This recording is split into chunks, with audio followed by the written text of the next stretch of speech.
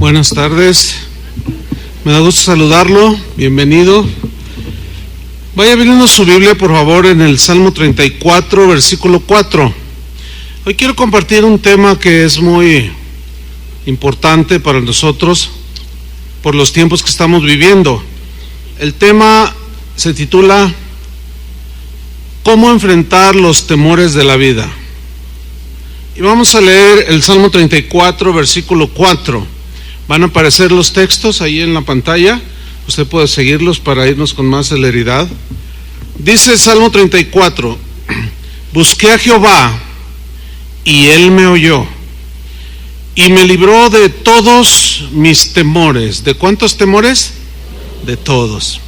Los tiempos, hermanos, que estamos viviendo son tiempos difíciles. Esa es la realidad. Estamos viviendo tiempos llenos de situaciones difíciles que provocan temor en los corazones de las personas.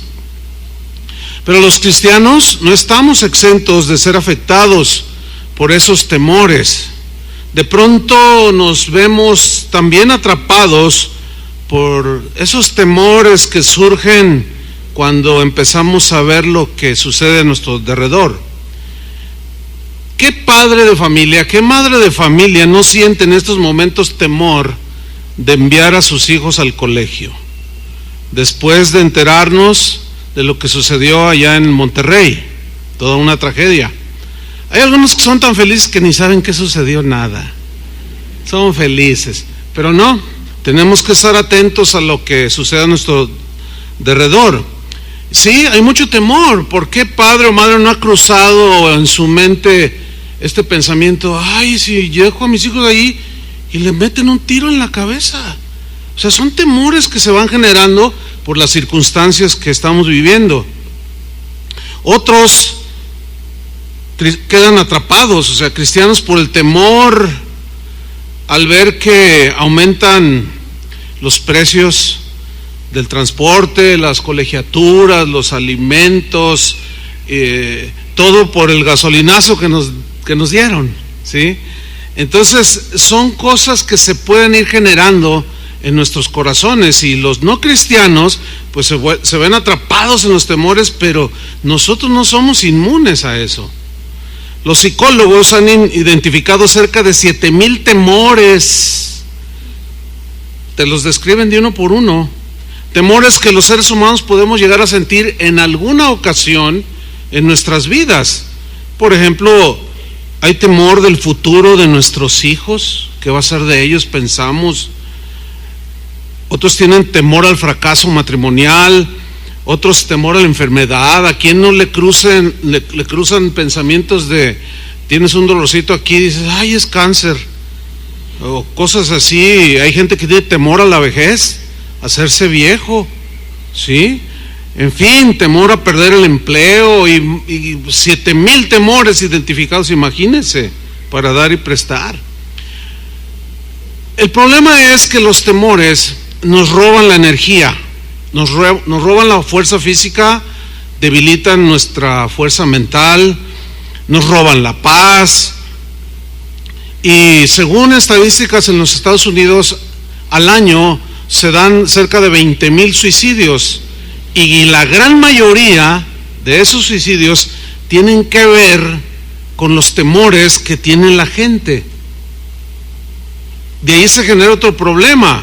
Algunos ingieren drogas, alcohol, pastillas para dormir, que son usadas para enfrentar los temores, tratar de superarlos o huir de ellos. Lamentablemente sabemos que esas no son salidas positivas. Los temores continúan ahí en el corazón de las personas.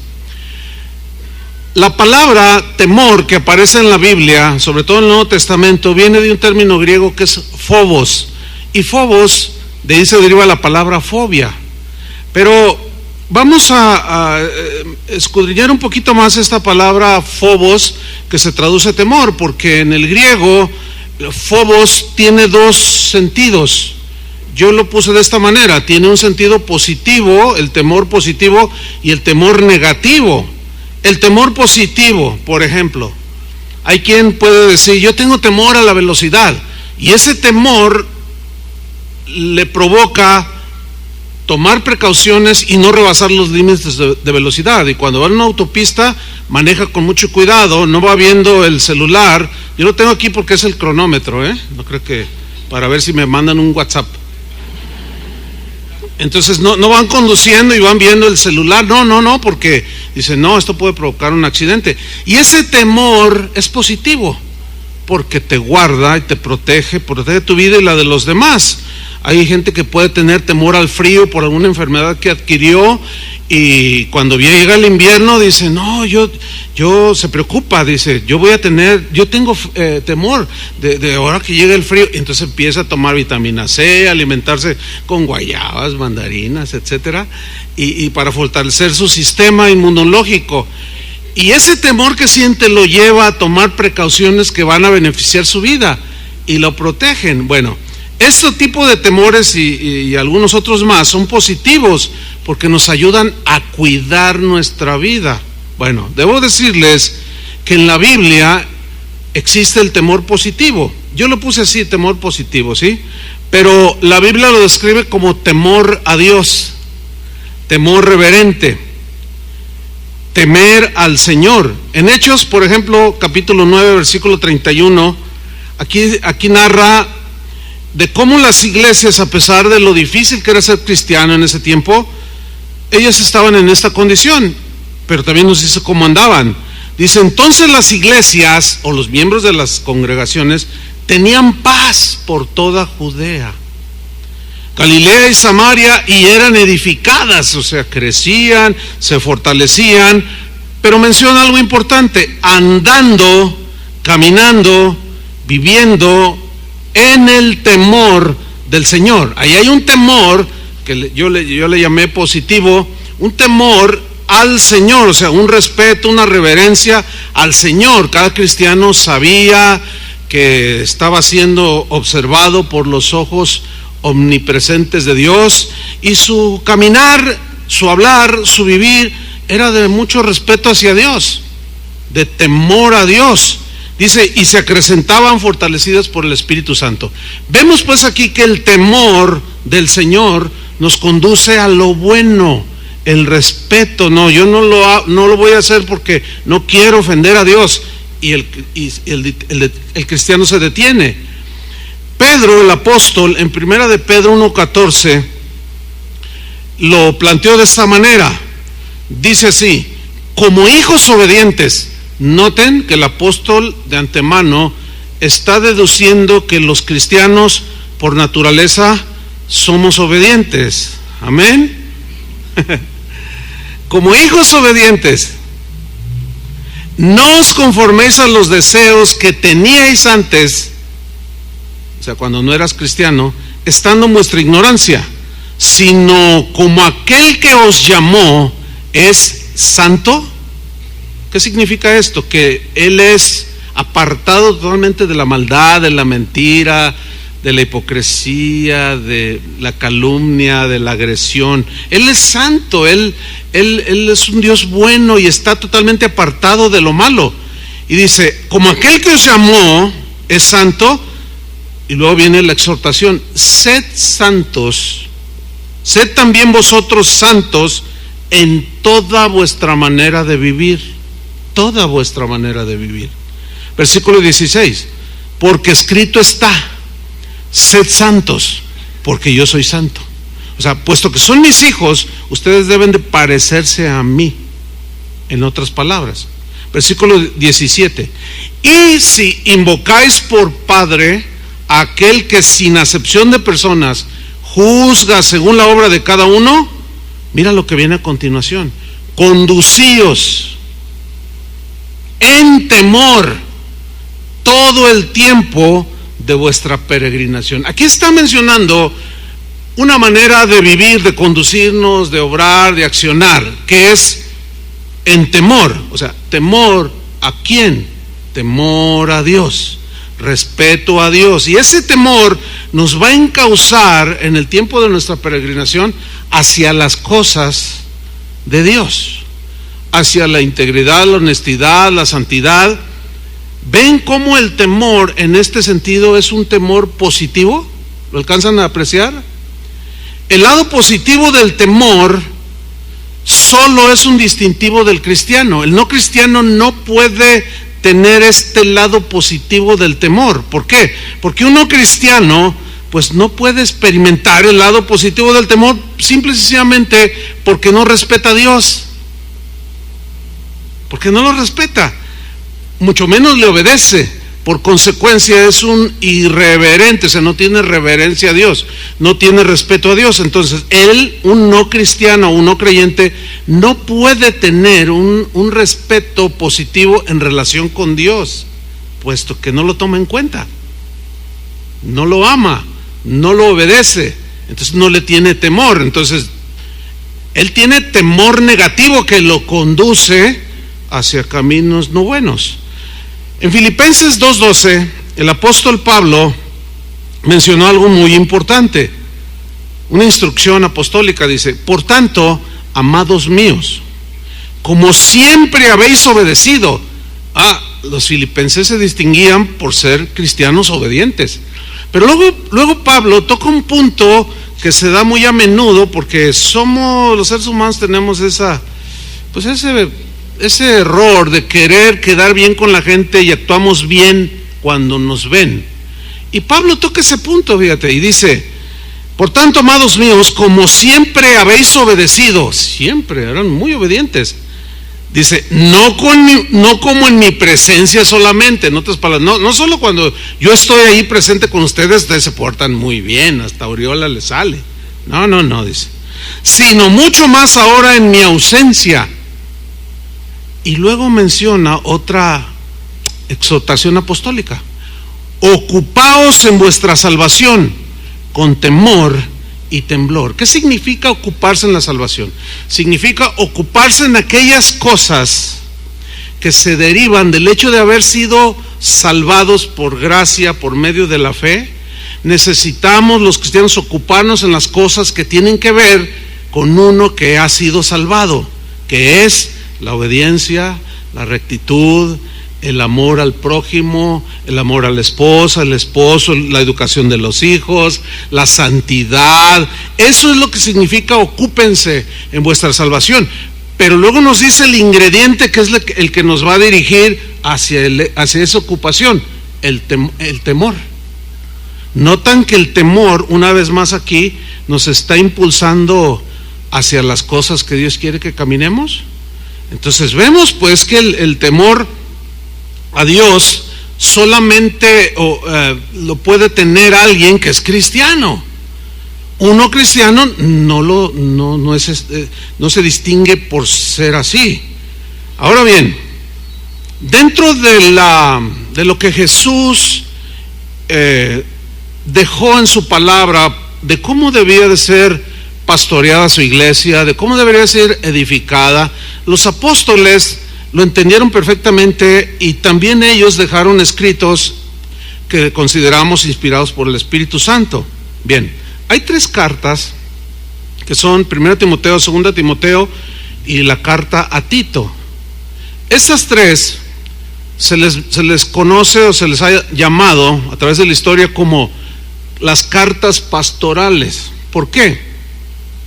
Porque en esas 3 cartas mayormente son instrucciones, principio tras principio, mandamiento tras mandamiento, instrucción tras instrucción, de cómo se debe gobernar la iglesia. O sea, a los que se nos delega esa autoridad, ese privilegio, pero también una gran responsabilidad. Y en uno de esos instrucciones que Pablo le da al joven pastor Timoteo, menciona la disciplina y la relaciona con el temor, y hace la siguiente declaración. 1 Timoteo 5:20 dice: a los que persisten en pecar, repréndelos delante de todos, para que los demás también teman. Miren, aplicar la disciplina para los pastores es un asunto difícil. Se los voy a ilustrar de esta manera. ¿Cuántos de ustedes son padres de familia? ¿Tienen sus hijos? Ok. ¿Todos los días se portan bien sus hijos? No. Entonces usted como padre se le ha delegado una autoridad.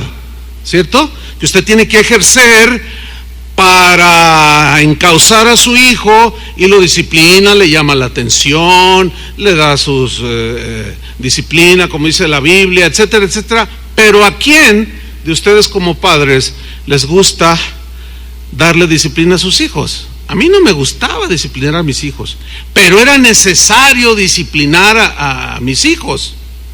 Ahora, cuando usted disciplina a sus hijos, a ellos tampoco les gusta la disciplina, ¿verdad que no? Y ellos reaccionan como niños que no saben procesar, no saben entender de que cuando usted los disciplina es por su bien, porque buscamos el bien de ellos. Cuando les llamamos la atención, cuando les regañamos, cuando les prohibimos, anhelamos y deseamos su bien, ¿sí o no? Ok. El problema se genera para los padres de familia porque se genera un problema. ¿Cuál es? Es el siguiente: los niños no por su calidad de niños no pueden procesar que la disciplina, el castigo que los padres ejercen sobre ellos son para formarlos. Ellos no lo procesan. Ellos reaccionan de esta manera y dicen: ya no me quieres, dicen ellos, ¿verdad? ¿Les ha dicho así su hijo? Y luego, me voy de la casa. Y agarra su maletita roja y se sale, ¿verdad? Así. Y usted le dice: no, hijo, sí te quiero, sí te amo, pero precisamente porque te amo te tengo que disciplinar. Por cierto, este domingo no te voy a dar un peso para que gastes. Porque esa reacción y lo que le dijiste a tu maestra merece una disciplina, hijo. Entonces el niño se molesta, se enoja y va y se los cuenta a sus amiguitos en la escuela: mi mamá no me quiere. ¿Por qué? ¿Cómo que no te quiere? Sí, no, me disciplina y no me dio domingo. Y se empieza a quejar con el amiguito ahí en la escuela. Y el otro, pues resulta que le hicieron lo mismo. Y Dios los hace y ellos se juntan. Entonces se complica porque luego los amiguitos dan malas consejos, y luego ahora con la era del internet ellos se meten a buscar allí situaciones y no te dejes de los padres y que tú tienes tus derechos. Un niño de 5, 6, 7, 8 años, ¿no? Y se ponen a discutir todo ese asunto. Entonces se genera un problema de rebeldía. Mire, eso mismo lo voy a trasladar a la congregación. La congregación es un grupo de gente que ha sido perdonada y lavada con la sangre de Cristo. Y se forma una congregación como esta y otras muchas. Pero hay principios que la Biblia están muy claros de que debe de haber disciplina en la casa del Señor. El problema es que a los pastores nos toca ser como en el caso de los padres, de aplicar la disciplina. Y como hay de todos niveles espirituales en una congregación, hay los pequeñitos en Cristo, los niños en Cristo, los adolescentes en Cristo, y siempre hay gente también que ya va madurando y otros ya están maduros. Pero se genera un problema cuando los pastores, que según la Biblia velamos por vuestras almas, según Hebreos, porque nosotros somos los que vamos a dar cuenta de su estado espiritual de ustedes, así como ustedes como padres con sus hijos van a dar cuenta de sus hijos. Entonces trasladamos ese complejo problema y se genera una situación de que nos damos cuenta al observar y al estar cuidando el rebaño que algunos pues no tienen comportamientos de acuerdo a un cristiano. Entonces pues nosotros se nos delegó la autoridad y como padres a hijos les decimos y les llamamos la atención, o los reprendemos o los disciplinamos. Hay distintas formas de disciplinar en la iglesia, pero el problema se complica porque así como los niños no procesan, entonces dicen: no, en esta congregación no me aman, dicen los niños en Cristo. Entonces, no, sí los amamos, y precisamente porque los amamos, los disciplinamos y queremos formarlos. Pero el problema está que luego se juntan, así como los niños que se van a la escuela y le platican a sus amiguitos: no me quieren. Y el otro dice: a mí tampoco. Pues Dios los hace y ellos se juntan, y aquí también, ¿verdad? Alguien que ha sido disciplinado, reprendido, llamado la atención, pues no está a gusto. porque lo disciplinaron. Entonces se encuentra 2, 3 por ahí que quizás también fueron disciplinados, y mire qué cosa, quién sabe cómo sucede esto, pero se encuentran. Es algo muy extraño. Oye, me hicieron esto y me quitaron de esto, y no, sí, aquí abusan, no, sí, a mí me lo hicieron más fea, y empiezan, ¿sí? Entonces, hoy para los pastores se nos ha complicado mucho el ejercer la autoridad para la formación de los cristianos. ¿Por qué? Porque se potencializa en sentido negativo por el hecho de que las redes sociales están al alcance, hasta los niños lo manejan ya. Hay niños de 5 años que saben manejar más un teléfono, y a veces los abuelos, a ver hijo, dime cómo se pone la cámara, y el niño hasta sin ver, está viendo la tele, ahí está abuelo. Son tremendos. Entonces, ellos al no procesar, un cristiano o un joven o alguien que no está maduro en Cristo, al no saber procesar que es para su bien la llamada de atención, la disciplina, pues se junta con otros 2, 3 que consideran que están igual, hablan entre ellos y arman su página de Facebook y empiezan a decir un montón de cosas y nos complican la vida. ¿Sí o no, pastores? Mira, aquí está el pastor de San Antonio, Bravo, el hermano Bravo, está Raúl con Rocío, su esposa, de Los Cabos, está Miguel y Mari de allá de Portland, Oregon. ¿Sí o no? No, están felices con lo que estoy diciendo. Nada más que están pensando, ¿y por qué no lo dices allá a los míos? Ustedes díganles, ustedes enseñen. ¿Sí o no se complica, pastores? Es difícil. Y bueno, Pablo, vean la instrucción: a los que persisten en pecar, o sea que se les llama la atención, se les dice y no hacen caso, y siguen y siguen. Bueno, es como con sus hijos, usted sigue insistiendo, ¿no? Hijo, que no hables así, hijo, que no respondas así, etcétera.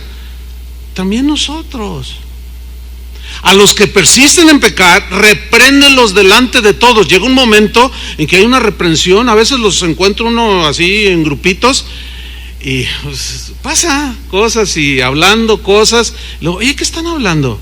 Hermano, ya te hemos dicho que no contamines el corazón, sana ya tu corazón de todos tus rollos que traes. Ya hablamos contigo, pero sigue y sigue y sigue. Entonces es una reprensión ahí con los que están. Pero también puede ser tomado mal. No, ¿y por qué me avergonzó delante de todos? ¿Qué dice la Biblia?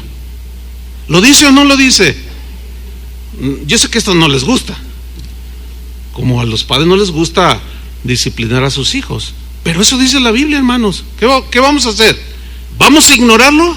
No, aunque sabemos que en el ejercer la autoridad para formar a los discípulos, pues conlleva, y más como decía hace un momento, todo lo que hoy se genera. Y Pablo dice, repréndelos delante de todos.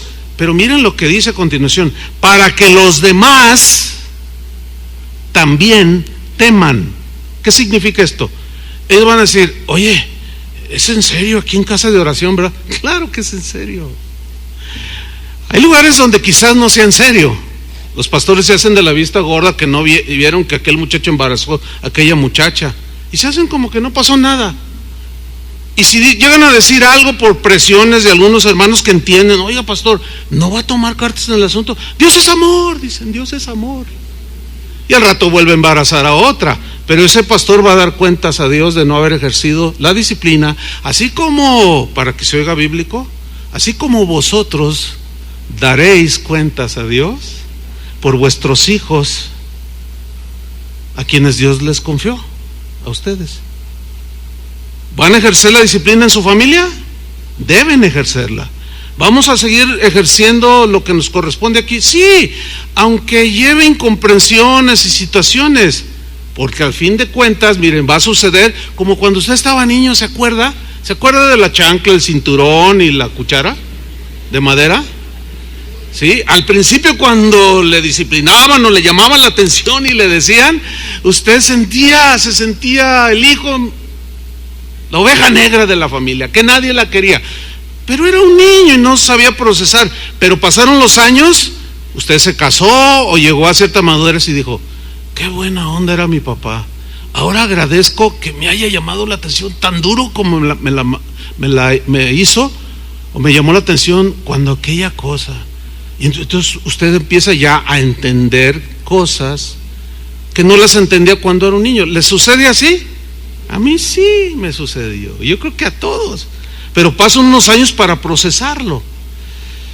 Bueno, en ese versículo, pues tenemos que observar que hay una advertencia allí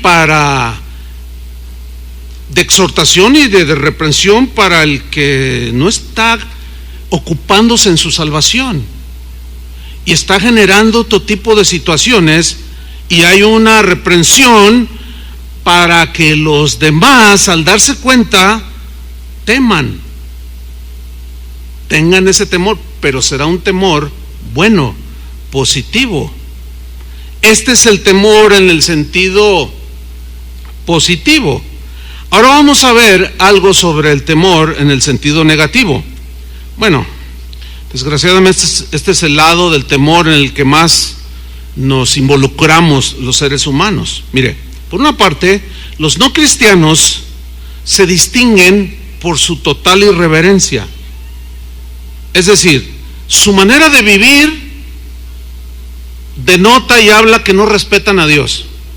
Aunque pasen en su auto o en un colectivo y pasen por un templo y se persinen, pero al rato siguen diciendo y haciendo y viviendo como ellos quieren. O sea, no respetan a Dios, se distinguen por eso.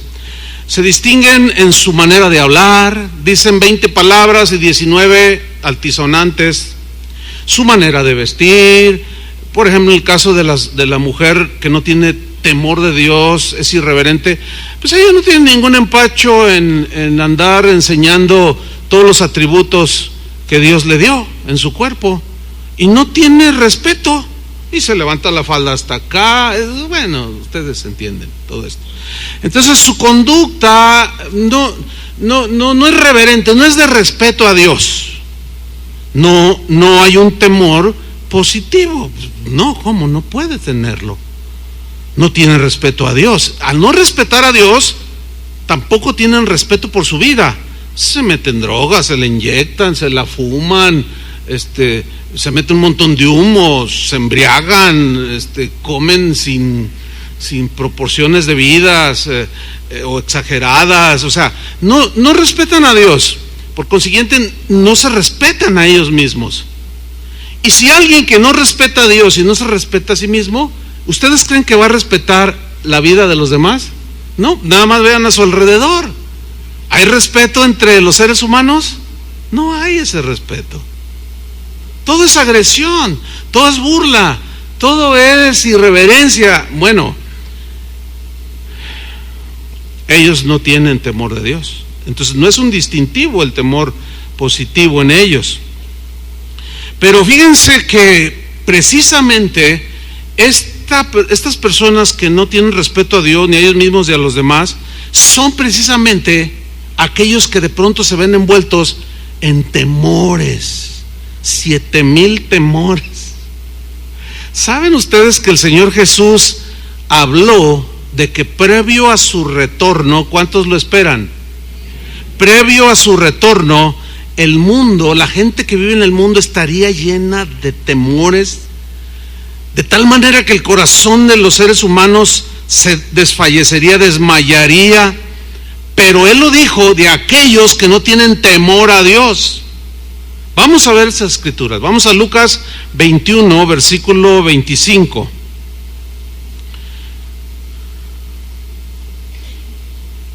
Dijo Jesús: entonces habrá señales en el sol, en la luna y en las estrellas. Señales se refiere a cataclismos en la atmósfera, en los cuerpos celestes, en el universo, que pueden afectar o que van a afectar la tierra, aquí donde vivimos. Habrá todo ese tipo de señales, ¿sí? Dice, y en la tierra donde moran los seres humanos, angustia de las gentes, confundidas, dice, a causa del bramido del mar y de las olas. ¿No les suena esto a un tsunami? Bueno, ¿sí? Desgracias, cataclismos que van a infundir temor. Pero ese temor llegará a tal grado, en el versículo 26, dijo el Señor Jesús, desfalleciendo los hombres por el temor.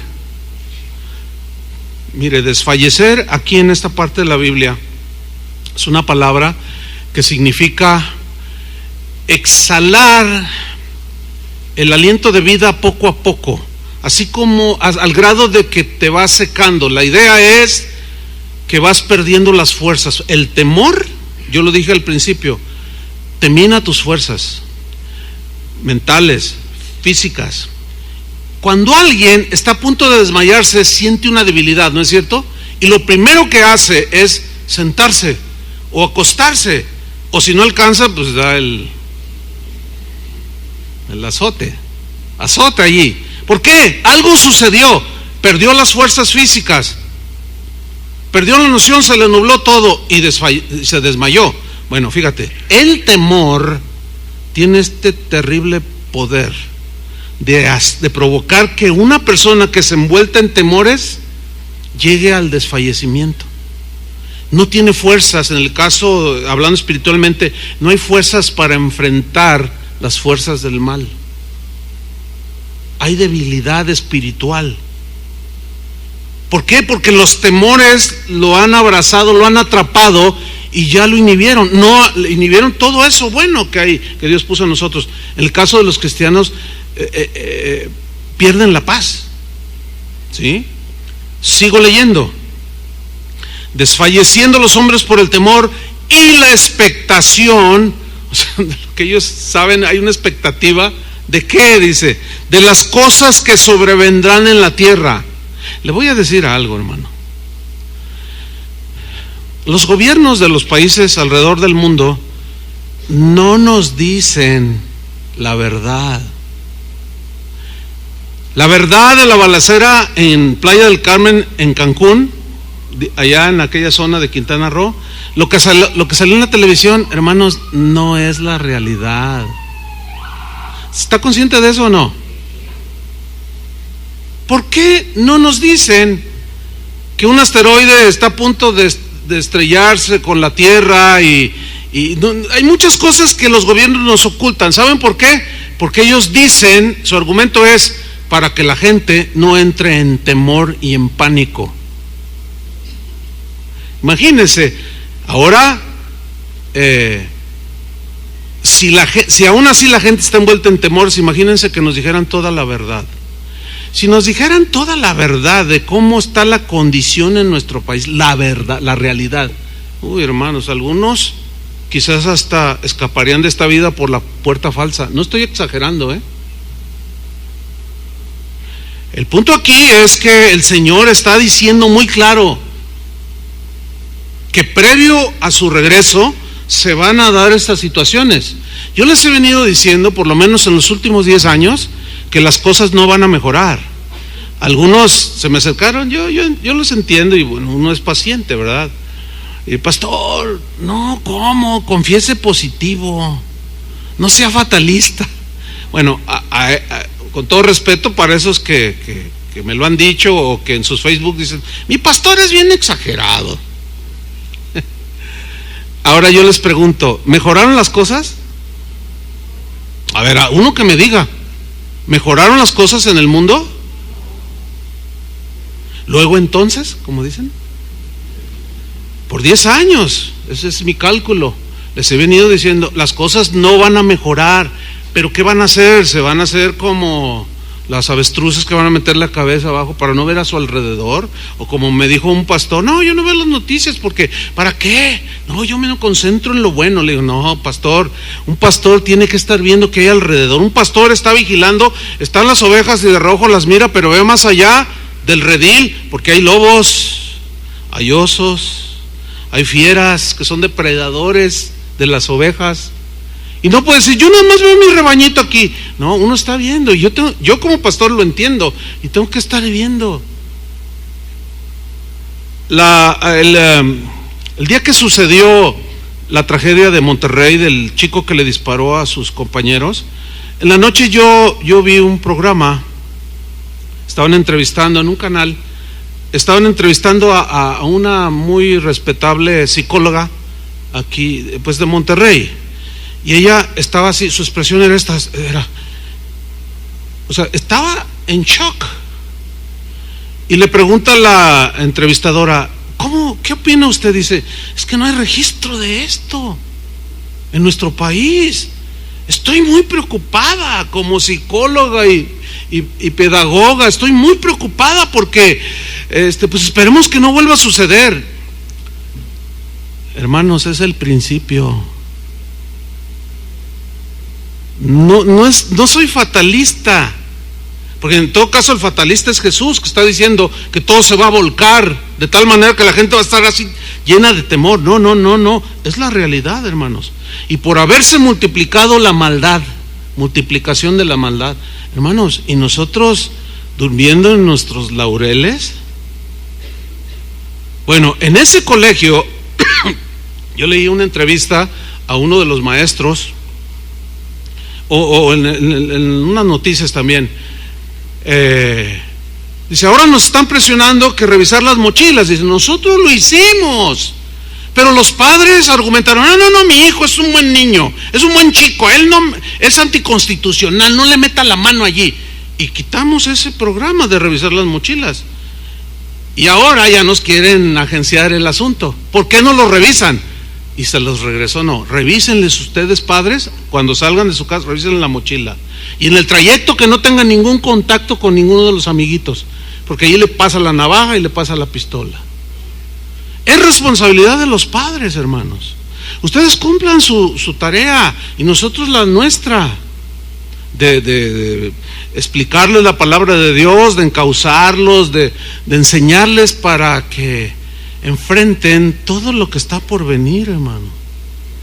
Ahora, es obvio que el mensaje que estoy dando no tiene el propósito de llenarlos de temor, ya lo verán al final. Es advertencia, ¿sí? Y advertencia de Jesús. Entonces dice aquí el Señor Jesús: los hombres desfalleciendo de temor por la expectación de las cosas que sobrevendrán en la tierra, porque las potencias de los cielos serán conmovidas. Pero habla de que la gente que desfallecerá de temor son precisamente los irreverentes, los que no tienen temor de Dios, porque en el versículo 27 ahora se dirige a los creyentes en Él, a la gente de fe. Versículo 27 de Lucas 21 dice: entonces verán al Hijo del Hombre que vendrá en una nube con poder y gran gloria. Cuando estas cosas comiencen a suceder, ¿qué dijo Jesús? Erguíos y levantad vuestra cabeza, porque vuestra redención está cerca. Yo quiero que noten esto, que vamos a estar en la tierra cuando suceda todo eso. Es decir, también estaremos expuestos a ser atrapados por los temores. Pero aquí es donde el Señor hace su exhortación a sus hijos, o sea, a nosotros, para que no nos dejemos llevar, para que no nos dejemos arrastrar por la gente que estará desfalleciendo. Hay cristianos que ya están siendo atrapados en la misma condición en la que están los irreverentes. Ahí está una mujer cristiana que sale a barrer la puerta de su casa y de pronto sale la vecina a hacer lo mismo. Oiga, vecina, ¿ya se dio cuenta que aumentó el precio del jitomate? Le pregunta a la vecina no cristiana a la cristiana. Entonces la cristiana le dice: sí, ya me di cuenta. ¿Qué vamos a hacer, doña Pepita? Ay, no, estas cosas están... Fíjate, la cristiana ya toda llena de temor. En lugar de decirle: mire, dejemos las escobitas, le invito un café y le voy a contar algo que le puede ayudar. Le voy a hablar de alguien que le va a infundir mucha seguridad para no estar con esos temores. No, ya están siendo arrastrados. Yo los veo en internet con sus comentarios, los escucho en sus predicaciones. No, hermano, no. Aquí dice claramente: cuando estas cosas empiecen a suceder, levanten su cabeza, ya pronto, ya vine por ustedes. Por eso el salmista en el Salmo 46, versículo 1, en la versión al día, se lee de esta manera: Dios es nuestro amparo y nuestra fortaleza, nuestra ayuda segura en momentos de angustia. ¿Nuestra ayuda qué? Segura. Fíjate el versículo 2, cómo lo liga esa frase, por eso. O sea, porque Él es nuestra fortaleza y nuestra ayuda segura en momentos de angustia. Por eso, no temeremos, aunque se desmorone la tierra y las montañas se hundan en el fondo del mar, aunque rujan y se encrespen sus aguas y ante su furia retiemblen los montes. ¿Qué dice en el versículo 2 al principio? No temeremos.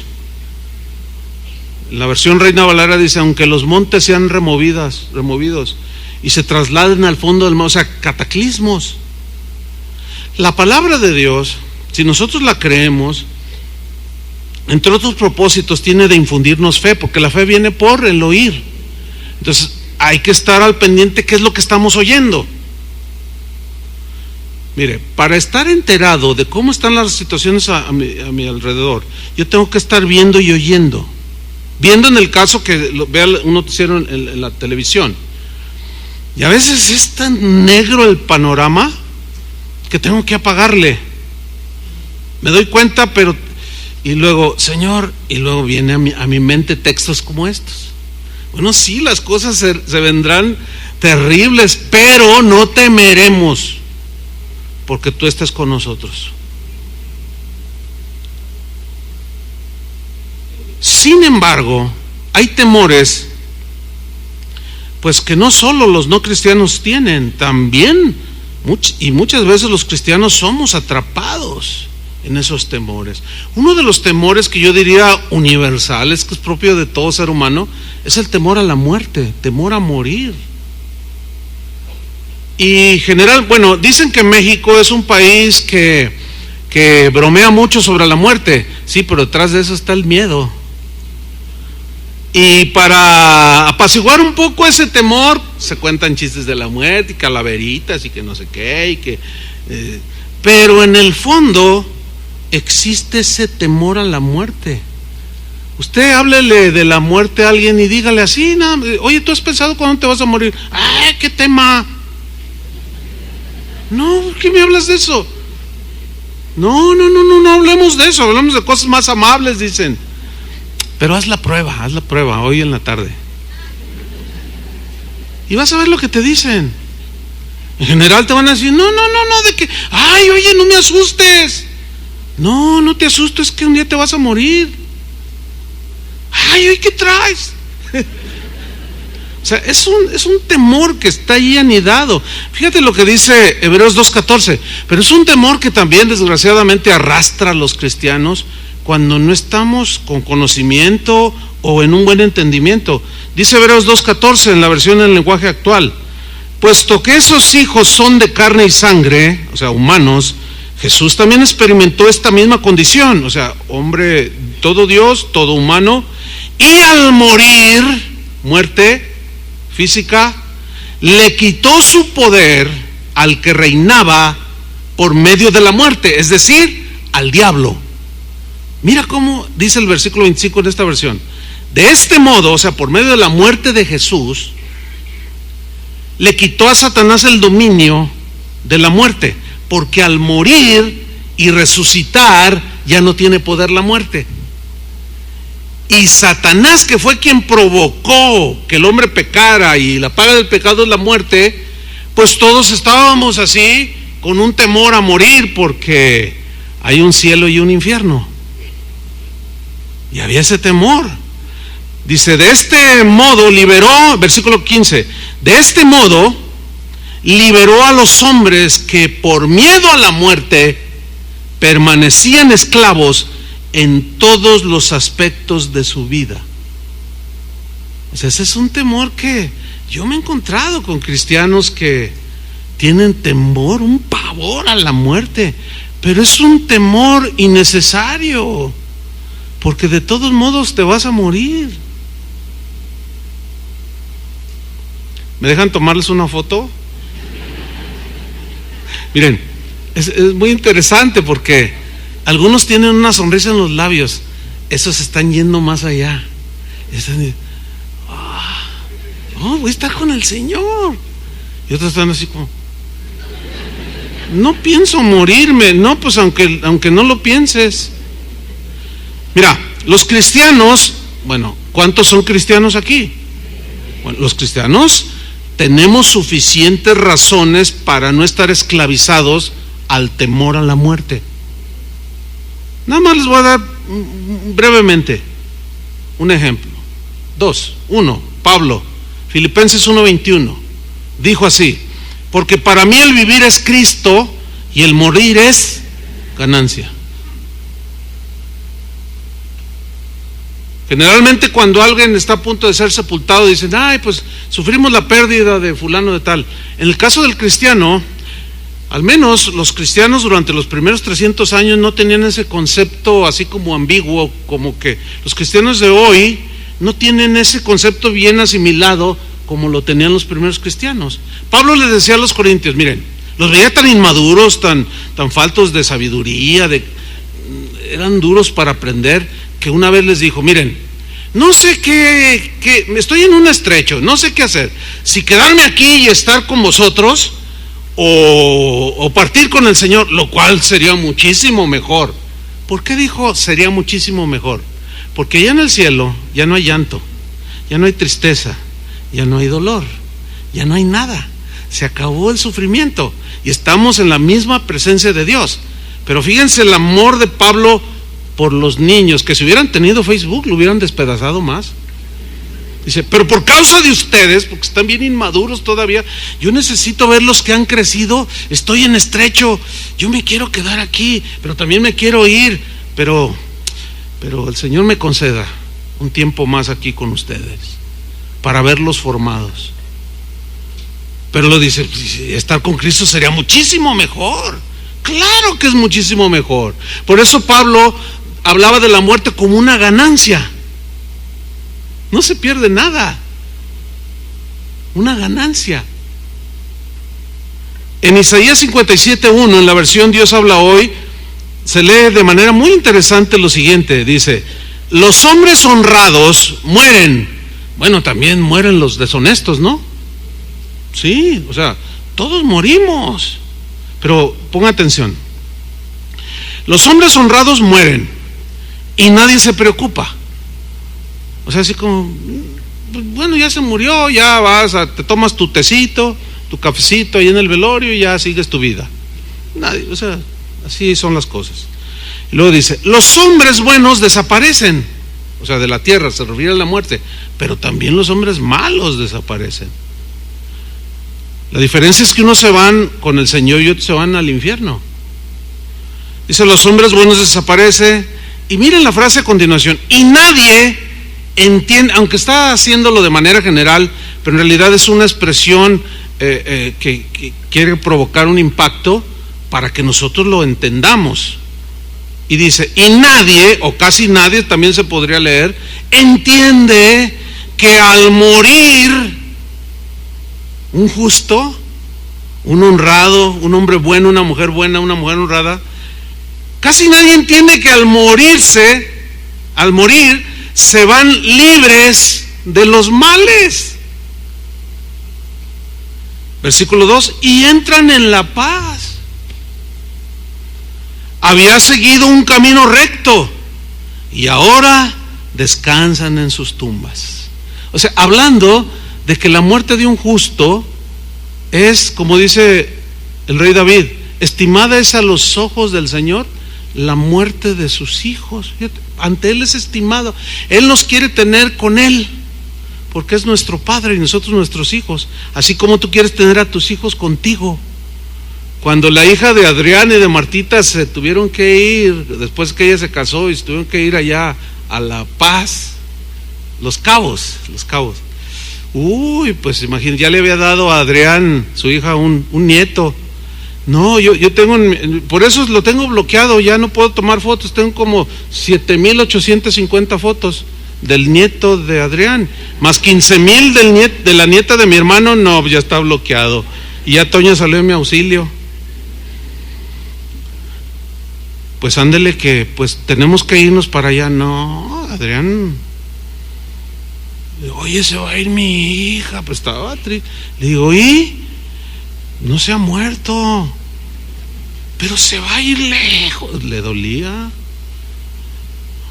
Dios nos quiere tener con Él. Tenemos que hacer este tipo de reflexiones, hermanos, porque yo sí me he encontrado con cristianos que sí tienen temor.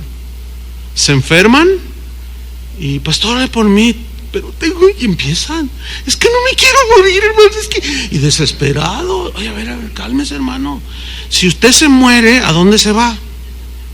No sé. O sea, ¿están tan bloqueados por el temor? Sí, están tan bloqueados por el temor que ya no piensan con claridad. A ver, ¿cómo que no sabe? ¿Tiene a Cristo en su corazón? Bueno, hermano, usted me conoce, tengo 15 años en la congregación. Le digo, usted es un buen cristiano.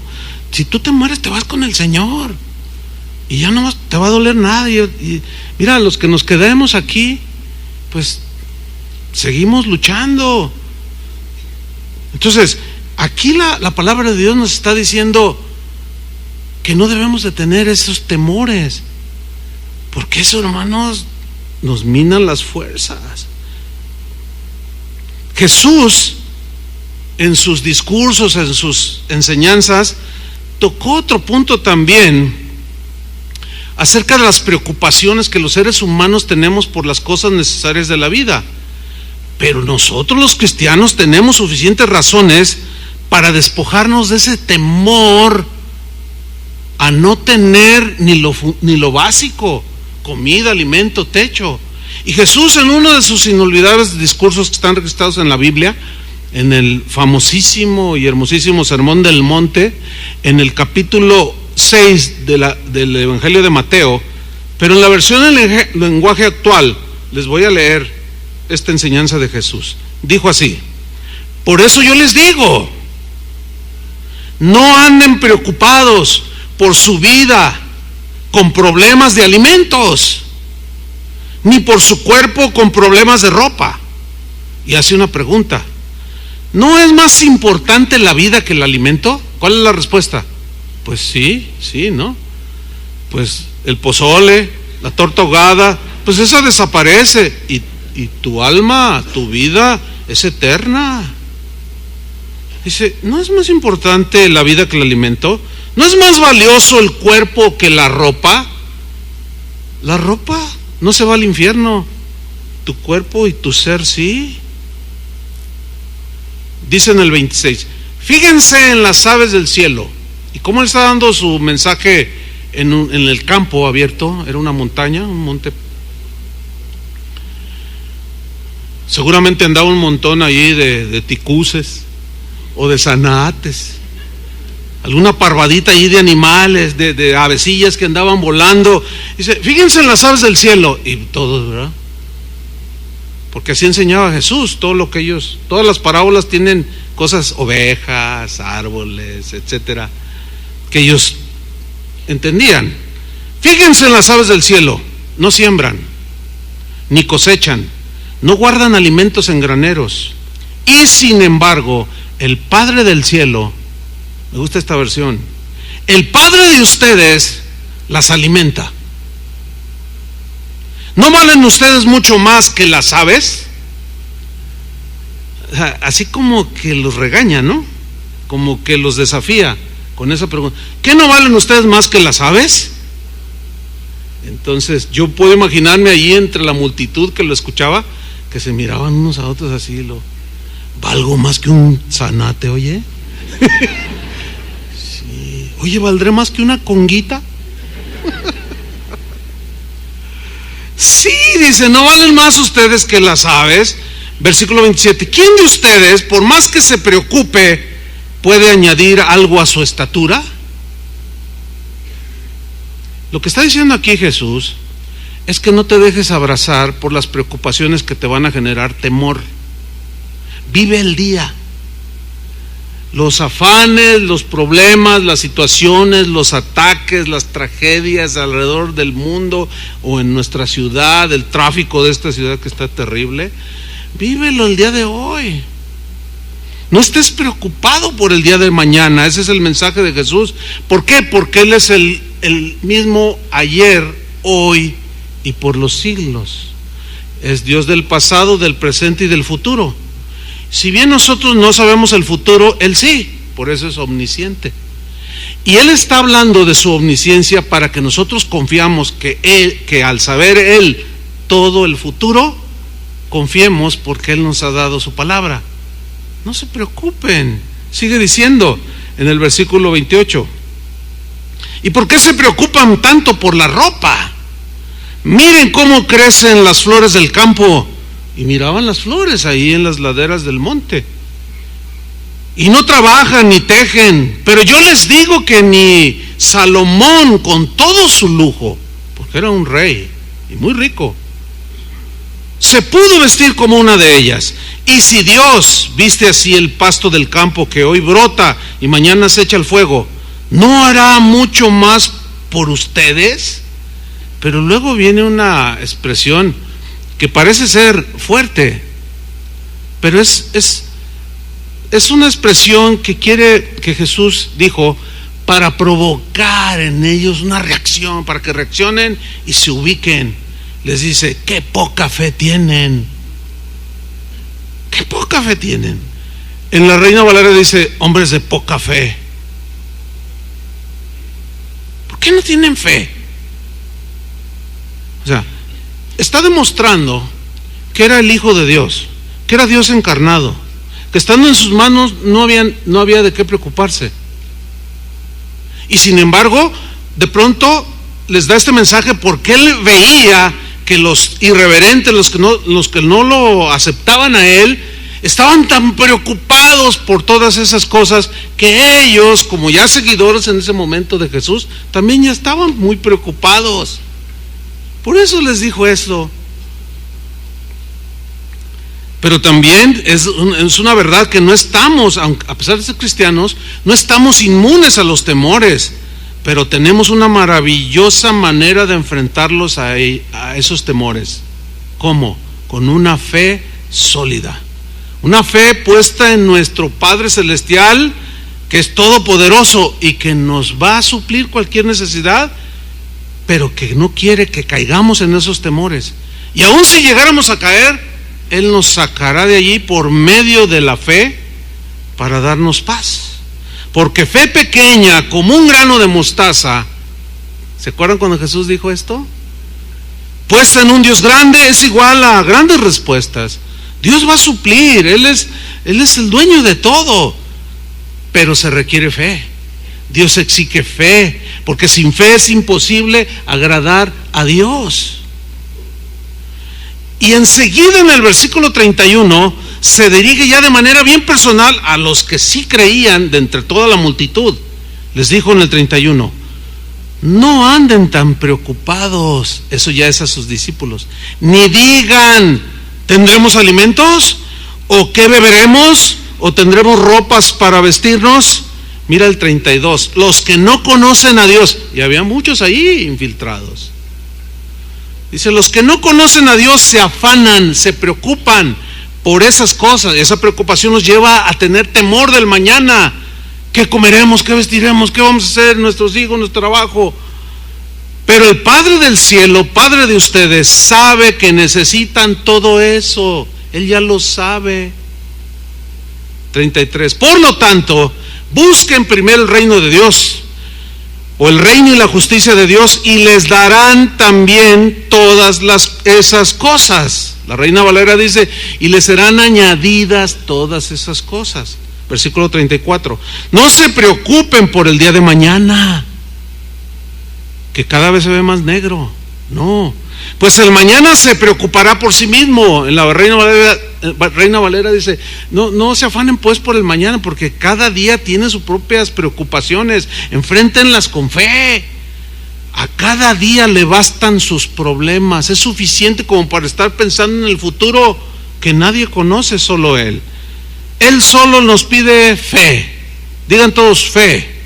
¿Qué es fe? Plena y absoluta confianza en Dios.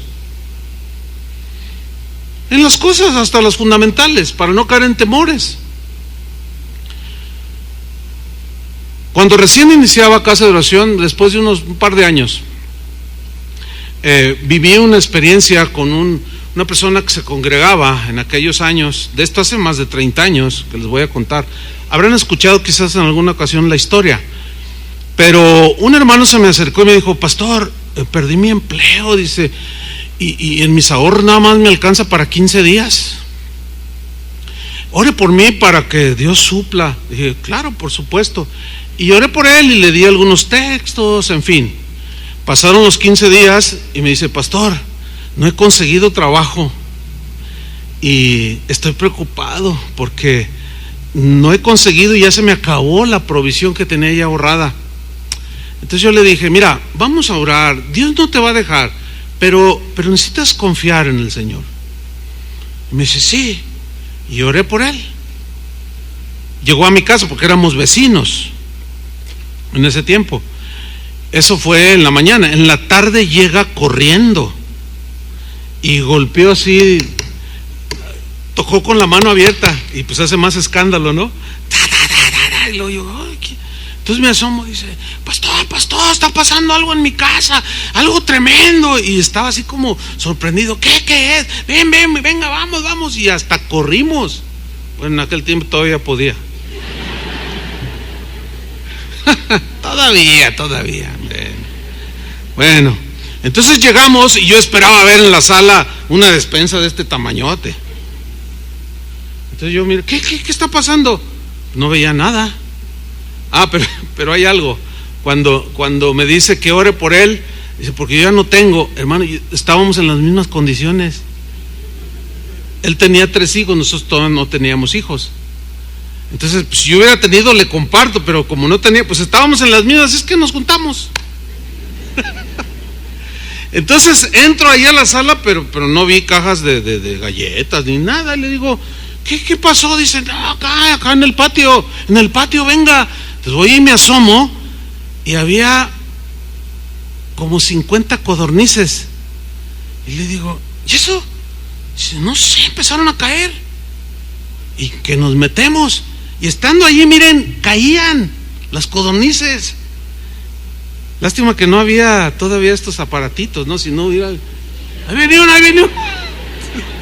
un selfie con una cayendo. Era una cosa espectacular, hermano. Las codornices cayendo. Pero mire la reacción. Dice: oye, pastor, ¿no será de alguien que se les escapó? ¿Alguien que las cría y se le abrió la jaula y se le salieron? Y fíjense cómo me contagió. Porque también se contagia a veces el temor. O sea, estaba viendo el milagro, pero era tan maravilloso que le digo: no, pues vamos a ver, a lo mejor si son de alguien. Pues ahí nos tiene, hermano, tocando a 2, 3 manzanas alrededor, puerta por puerta, preguntando: oiga, ¿no son de ustedes unas codornices? A lo mejor se les escaparon. Codornices, no. Y todos nos dijeron que no. Ya cuando andábamos ya cansados, le dije: oye, a ver, ¿qué no oramos en la mañana? ¿Ya viste? No son de nadie. Y nos apenamos. Dijimos: Señor, nos diste un platillo exótico. Codornices. Fíjense cómo a veces aún nos pasamos viendo el milagro. Pero yo quiero resaltar cómo Dios no nos dejó. Han pasado muchos años, Dios siempre ha estado ahí, hermanos. Debo de decirles algo. Cuando inició Casa de Oración en 1982, había crisis en el país. Los que son de ese tiempo se acordarán. En el 84 hubo otra crisis. En el 90 otra. En el 94 otra. En el 96 otra. Y ahora un gasolinazo. Siempre he oído crisis en este país. Cada fin de año dicen lo mismo. El próximo año, nubarrones negros vienen sobre México. Sin embargo, aquí estamos, hermano. Dios no nos ha dejado. ¿Por qué dudar ahora? Si durante 35 años, digo, los que venimos de ese tiempo, Dios ha sido fiel, ¿por qué dudar ahora? Jamás. No. Pero también, bueno, puedo contarle muchos testimonios, pero recuerdo de otro hermano que también se acercó en una ocasión y dijo: pastor, perdí mi trabajo y no tengo para darle de comer a mis hijos. Vamos a orar. Y oramos. Entonces pasó como una semana, 2 semanas, un mes, y yo lo saludaba: ¿cómo estás, hermano? Pero también con la intención de ayudarlo, y me decía: bien, hermano, Dios es fiel, pero no me decía nada. Y pasó un mes, 2 meses, y hermano, ¿cómo estás? No, hermano, tremendo el Señor, es bien fiel, ha suplido y todo, pero no me decía nada. Hasta después de 6 meses, un domingo me dice: pastor, fíjate que después de 6 meses ya conseguí trabajo y me acaban de dar mi primera raya, mi primer pago. Y yo le dije: después de 6, ¿no tenías trabajo? No. ¿Y qué hiciste? ¿Cómo le hiciste? Bueno, hermano, yo te quiero decir, dice, el tanque de gas de 30 kilos me duró 6 meses. No faltaba, hasta Dios usó al tendero, al vecino que ni cristiano era, porque a veces somos nosotros los cristianos más duros. Y hay gente que ni cristiana es y ve que alguien tiene y va y le lleva. Y si Dios no me dejó, y mira, en cuanto recibí el primer pago, que se acaba el gas. 6 meses un tanque de gas. Obviamente es alguien que, si tú lo ves ahora, pues es alguien que está con una fe súper sólida. Ahora bien, quiero ser objetivo en esto. Ustedes escuchan este par de historias y otras más, y dicen: ay, qué tremendo, ay, qué bonito. Pero siendo estrictos en cuanto al beneficio de estos testimonios, a ustedes no les sirve de nada, absolutamente de nada. ¿Cómo, pastor? Sí, oír este testimonio aumenta mi fe y me la fortalece. Pero aún así, todavía no genera lo que quiere generar el Señor. No le sirve de nada. ¿Sabe hasta cuándo usted va a poder decir: Dios ha fortalecido mi fe? Después de enfrentar sus propios desafíos, sus propios temores. ¿Entiende? ¿Por qué? Porque todos somos individuales y cada uno tiene sus propios retos, sus propias situaciones, y usted va a tener que enfrentarlas en carne propia. Pero usted requiere fe, necesita fe. El Señor lo único que pide es fe. Eso es lo único que pide el Señor. Cristo relacionaba el temor a la falta de fe. Es decir, que la falta de fe generalmente nos lleva al temor. Y hay una historia, para terminar, en Marcos capítulo 4 versículo 35, en la versión del lenguaje actual, que nos ilustra este principio, cómo Cristo relacionaba el temor con la falta de fe. Por eso sus aparentes reproches: ¿por qué tienen tanta poca fe? ¿Por qué tienen tan poca fe? ¿Por qué no tienen fe? Como que les reprocha. Marcos 4:35, veamos la relación que tiene el temor con la falta de fe. Dice: al atardecer de aquel mismo día, en versión del lenguaje actual, Jesús dijo a sus discípulos: crucemos a la otra orilla del lago. Yo subrayo: crucemos a la otra orilla del lago. Significa que cuando Dios dice algo, se cumple, ¿no? Era imposible que la barca se hundiera con Jesús adentro. Cuando Él dijo: pasemos al otro lado, vamos a la otra orilla, y van a llegar a la orilla. Es algo así como lo que el Señor ha prometido: venir por nosotros, no te dejaré. Pero en lo que viene sucede algo parecido a lo que sucedió en esta historia. Dice: despidieron a la gente Lo llevaron en la barca en que estaba, también lo acompañaban otras barcas. De pronto, ahí está, Él les prometió, vamos al otro lado. Pero en el trayecto, de pronto, Él prometió venir por nosotros, estar con nosotros. Pero en lo que Él llega por nosotros, de pronto nos dan un gasolinazo.